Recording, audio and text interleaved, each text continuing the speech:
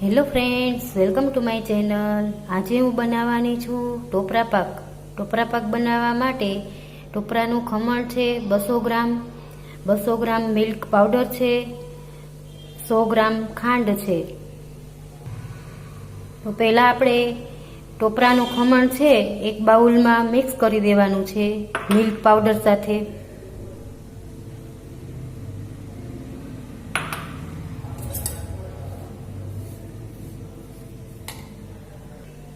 સરસ મિક્સ થઈ ગયું છે ટોપરા પાક મિલ્ક પાવડર બંને થઈને 400 ગ્રામ છે।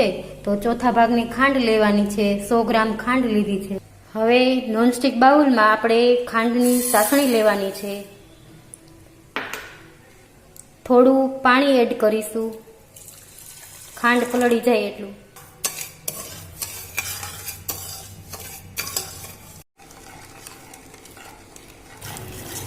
ચાસણી અડધો તાર થાય એવી લેવાની છે, આખો તાર નથી થવા દેવાનો।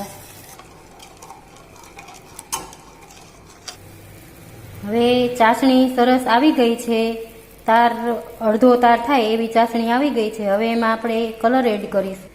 ટોપરા પાકનો ગુલાબી કલર લાવવા માટે આટલો કલર એડ કરીશું। પહેલાં 2 સ્પૂન પાણીમાં મિક્સ કરી દેવાનો છે, કલર ચાસણીમાં એડ કરી દેવાનો છે।